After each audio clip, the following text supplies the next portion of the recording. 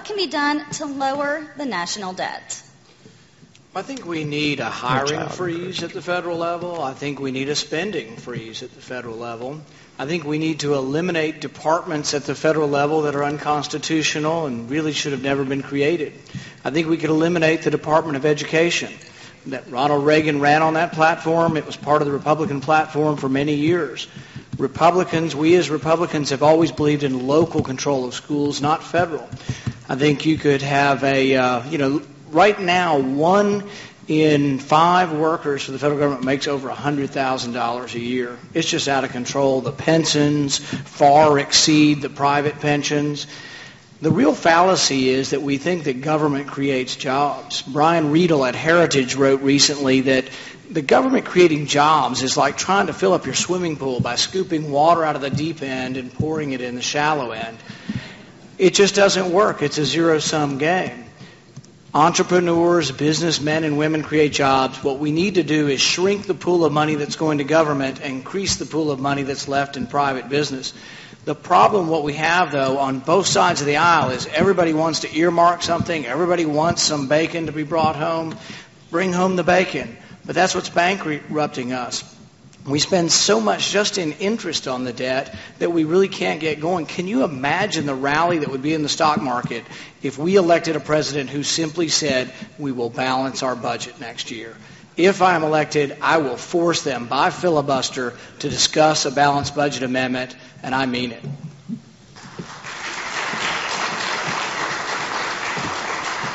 Mr. Paul, people have been mentioning coal mining in that area. Should we be doing more in the area of clean coal technology, plants turning coal into natural gas, or how do you think Kentucky, what do you think they should be doing as far as energy independence?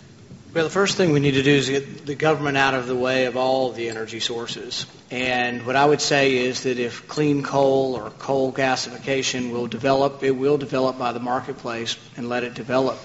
What we really have now, though, is a government that is run amok. I mean, the EPA is out of control. The EPA has basically said if Congress doesn't pass something on greenhouse emissions, that we'll do it anyway. That, to me, is a government that is out of control. I propose that we sunset all EPA regulations and make them start over next year. I propose and am supportive of, in Frankfurt, we're going to allow nuclear power for the first time in 30 years in Kentucky. I also support hydroelectric, solar. We need to do all of these things. Look at England. England has become virtually self-sufficient because they drill in the North Sea. And yet we haven't been drilling off our coast actively or new drilling off our coast actively in the last 20 or 30 years. So we need to drill for oil. We need to mine coal. We need to allow local communities. You know, it's part of the Republican philosophy that we should have local control. You hear all this emotional talk about mountaintop removal, but when you go out to Hazard or Heinemann, nobody out there is complaining. I've been to the ballpark in Heinemann where they play baseball and they have soccer. Nobody out there is complaining about it at all. They're glad to have some flat land. They put hospitals on flat land. They put malls on flat land. They have 800 elk roaming out at Heinemann. So really you don't get the complaints. It's about private property, and we should allow that control to be local, not federal. You, sir. And Dr. Paul, if you disagreed with a stance that your party was taking, what would you do? That's an interesting question because I get that a lot at the Tea Parties, because the Tea Parties will tell you that they want you to vote for what's right, not what your party tells you to do. And it's interesting because I think one of the most important votes of the last decade was the bank bailout bill. And half of our Republican leadership voted for the bank bailout bill, and I would have stood up and did stand up at the time and say it was a mistake. In our Republican platform, it says nothing about bailing out failed businesses, much less owning failed businesses. But, you know, when this comes up, if your congressman or whoever was here and he was Republican, he voted for the bank bailout, and you ask him or her, why did you vote for this? They'd say, well, I didn't think they were actually going to buy the banks. I thought they were just going to buy the troubled assets. Well, my response is read the bills. But why don't they read the bills? Because the bank bailout bill was printed at midnight and passed the next day. This is part of what's wrong with Washington. It's part of what the Tea Party is about, is bringing people back and saying, read the bills. Don't let the lobbyists write the bills. Point out where the bills are constitutional. When the health care bill came up, Judge Napolitano asked Representative Clyburn, where do you get the constitutional authority for this? And Representative Clyburn looked at him and said, well, most of the things we do up here have no constitutional authority. That's the problem.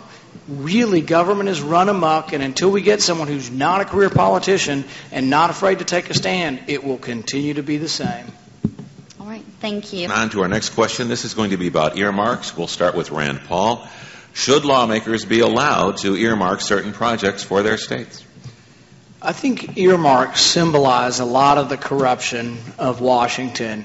We have people who go up there and they see themselves as errand boys or errand girls, and we base our spending decisions on how long they've been in Washington. So Robert Byrd's been there 50 years. He gets a lot of money to West Virginia. But that's not good for the country. The Bridge to Nowhere was an earmark by a Republican congressman from Alaska. It's on both sides of the aisle. The earmarking has run amok. Senator DeMint has introduced a balanced budget amendment, and in that it would end earmarks. I've signed on to that. I'm all in favor of it. Earmarks may not represent a huge percentage of the ballot of the budget, but they symbolize what's really wrong with our country, what's really wrong with the spending. It will take more than that, though. You will have to look beyond earmarks, and you have to look across the board. I'm being attacked now for saying we're going to have some solutions for Medicare and Medicaid and for Social Security. But, you know, the thing is, we can stick our head in the sand and just say we'll keep borrowing money. But for the first year, we are now spending more in giving out Social Security money than we're bringing in taxes. If we stick our head in the sand and just say, oh, we'll just tax the young people, the taxes will be horrendous.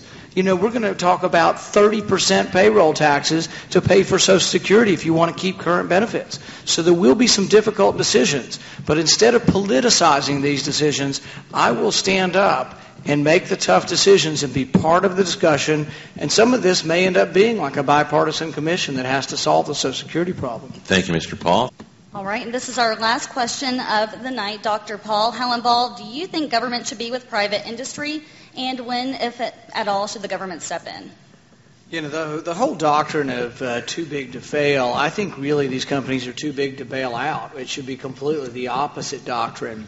You know, with these companies, we made the decision to go in and bail them out, but there's a doctrine in the marketplace they talk about of creative destruction. You'll read statistics all the time that 9 out of 10 small businesses fail, restaurants fail, but through that process of creative destruction, the best of the best survive. We get to vote on them by buying products. When we buy products every day, we vote on which businesses will survive, and that's the marketplace. Not only does it allow the best to survive, but those who give the best service and the best product to their people survive.